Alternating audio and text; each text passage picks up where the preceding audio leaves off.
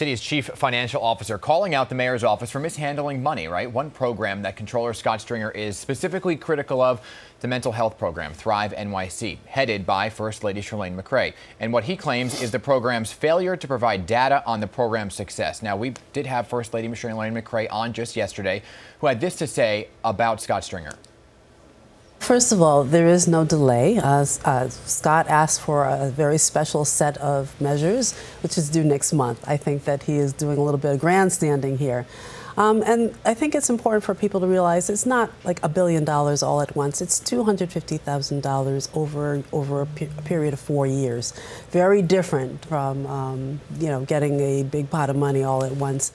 I think she misspoke there. I think she meant to say $250 million a year. But thank you for joining us, Scott Stringer, here to address this. Now, the mayor's budget has earmarked another $231 million for the Thrive program through 2021. First off, what's your response to the fact that she said you were grandstanding? Well, first of all, I have a lot of respect for the First Lady. I actually think her commitment to mental health issues is real. I think she speaks with great passion around a whole set of these issues.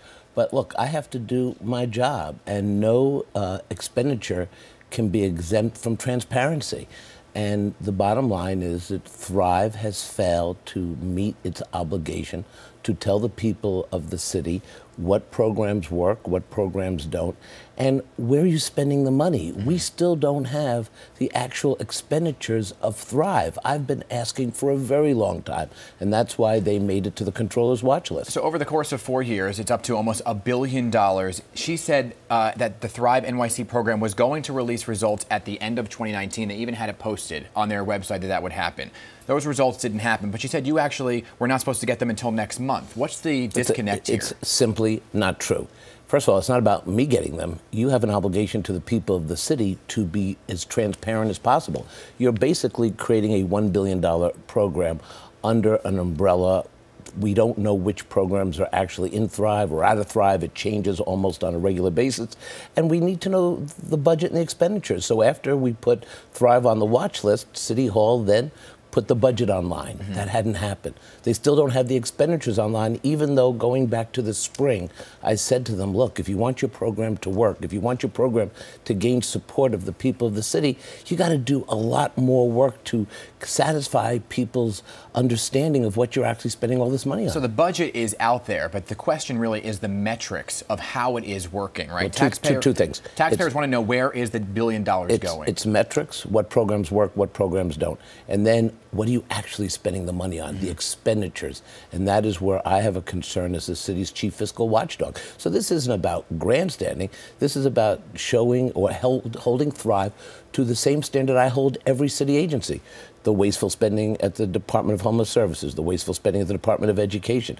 This administration not only wastes huge amounts of money, but they're not willing to be transparent about where they're wasting the money, and that's where we come in to hold them accountable. So how do you hold them accountable? When do you expect those results to be put out? I'm going to keep pushing and pushing. I'll testify at the City Council. We're putting them on a watch list. Obviously, the mayoralty is very powerful, and I try to take on that powerful system. And you said, by the way, that you would like to run for mayor. So as mayor, you said you would actually think about dismantling ThriveNYC. Is that something you would like to do? If there's no expenditure analysis, if we can't see what programs are working and what are working and what aren't, then of course I would dismantle it and make sure that the money goes to helping the 3,600 people who sleep on our streets every day, or the kids who are suffering from issues in the school system regarding mental health issues, or the homeless population.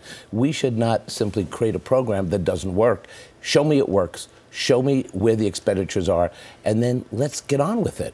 All right, I want to talk. We're talking a lot about money and finances. This is your job after all, right? Absolutely. So you deal with finances. You often advocate, for example, for equal pay amongst men and women. Now, there was a report in the Daily News that I want to talk about that found that women in your office make 12% less than men in the office. So, for example, throw the number up on the screen.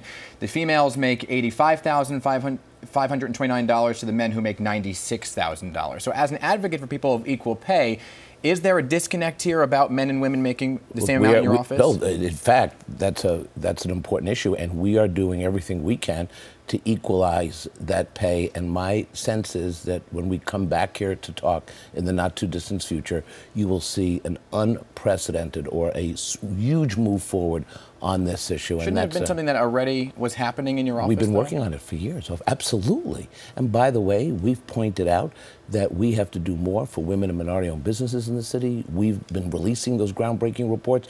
We've done those reports even on the Comptroller's office, making sure that our office is held to the same standard.